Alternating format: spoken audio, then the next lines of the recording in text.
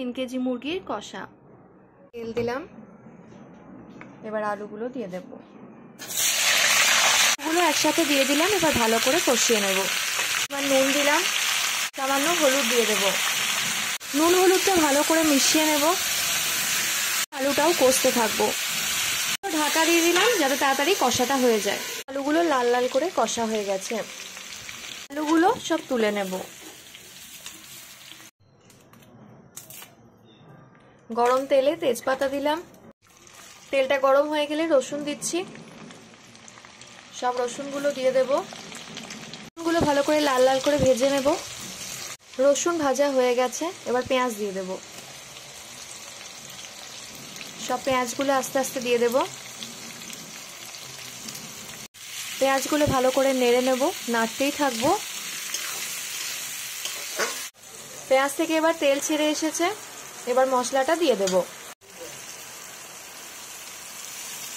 মশলাটা দিয়ে দিলাম। মশলার মধ্যে আছে আদা বাটা, হলুদ, লঙ্কার গুঁড়ো, কাশ্মীরি লঙ্কার গুঁড়ো, সাথে আছে ধনে গুঁড়ো এবং জিরে গুঁড়ো। ভালো করে মশলাটা ফুটতে দেব।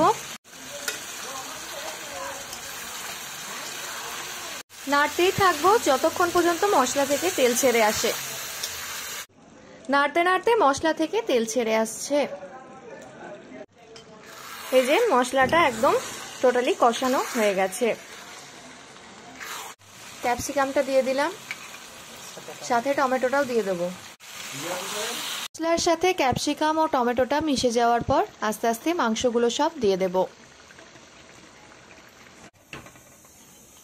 3 কেজি মাংসর পুরোটাই দিয়ে দেব। 3 কেজি মাংসর সবটাই কড়াইয়ে চলে গেছে, এবার মশলার সাথে মেশানোর পালা। মাংস কষানো চলছে। 4 মগজ বাটাটা দিয়ে দিলাম।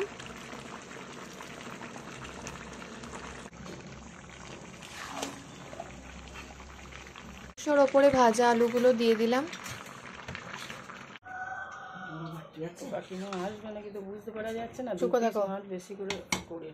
মাংসর সাথে ভালো করে আলুগুলোকে মিশিয়ে দিলাম। এবার ঢাকা দিয়ে দেবো যাতে ভালো করে সেদ্ধ হয়ে যায়। মাংস কষানো হয়ে এসেছে,